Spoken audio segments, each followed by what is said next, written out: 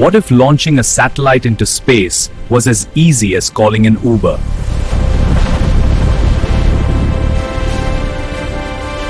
For decades, the stars were a playground reserved only for superpowers and government giants.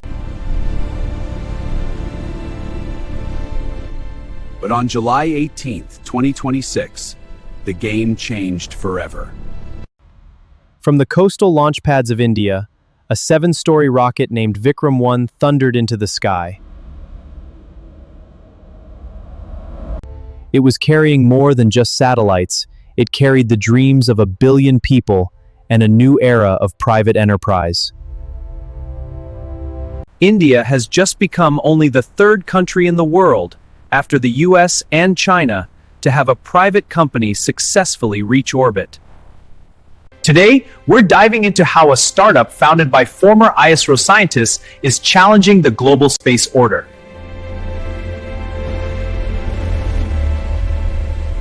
Is this the beginning of a cab service to space?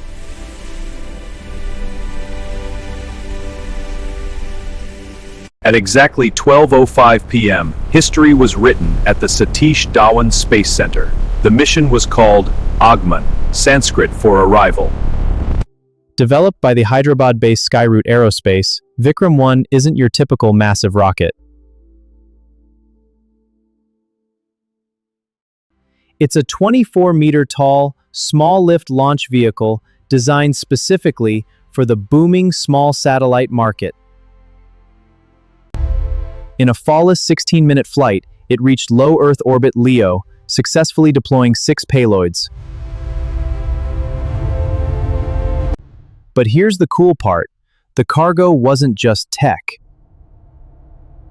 Along with a robotic arm to clear space debris, it carried a cosmic bloom. A lotus made of lab-grown diamonds and micro-sculptures of legendary scientists like Vikram Sarabhai and APJ Abdul Kalam, each smaller than a grain of rice. It was a high-tech tribute to the giants, whose shoulders this new generation stands on. So, why did this happen now? For nearly 60 years, the Indian Space Research Organization ISRO did it all, from building the rockets to launching the satellites. But in 2020, during the height of the pandemic, the Indian government made a bold, out-of-the-box decision to unlock the space sector. The reason was simple. ISRO was overburdened. By allowing private players like Skyroot to handle small satellite launches,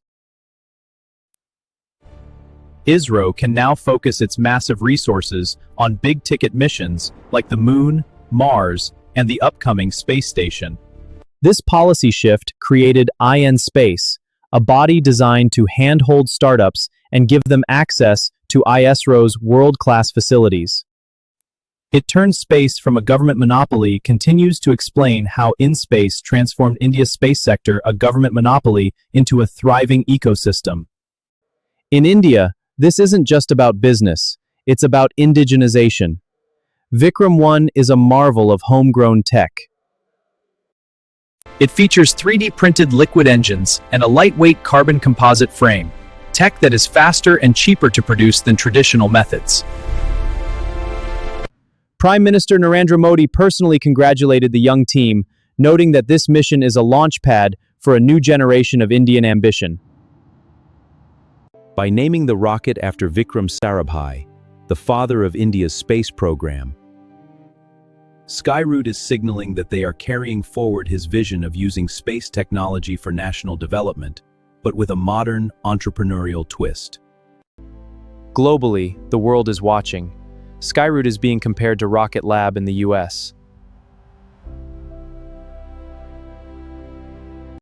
They aren't trying to compete with SpaceX's massive Starship.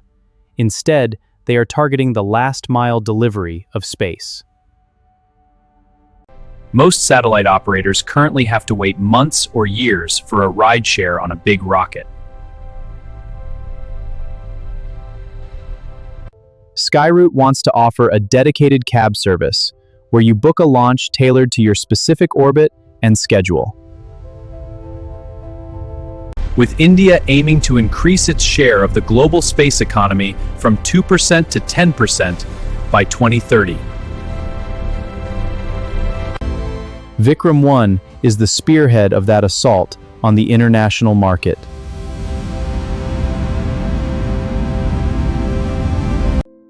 What does this mean for the future? The good, this launch opens the door for billions in foreign investment and high-skilled job creation. It allows for rapid deployment of satellites for agriculture, disaster management, and national security. The challenge is, however, it's not all smooth sailing. One major concern is the brain drain from ISRO. Over 100 scientists have reportedly left for the private sector. While this helps startups, we must ensure ISRO's core missions don't suffer. Furthermore, space is unforgiving. To be truly competitive, Skyroot needs to prove they can launch with high frequency and rock-solid reliability. One successful mission is history, but 100 successful missions is a business. So, what's next? Skyroot isn't stopping here. They plan another test flight this year before moving to routine commercial launches in 2027. Their factory in Hyderabad is already capable of building one rocket every month. We're also looking at the maiden flight of the Vikram 1U, a beefier version with solid rocket boosters for heavier payloads. The goal is clear. Make space accessible, affordable, and as routine as a commercial flight. The launch of Vikram 1 isn't just about a rocket reaching orbit. It's about India reaching a new stage of maturity. We are no longer just participants in the space race. We are the ones building the track. What do you think? Would you trust a private space taxi with your satellite? Let us know in the comments. Don't forget to like, subscribe, and hit that bell icon for more deep dives into the tech shaping our future. Until next time, keep looking up.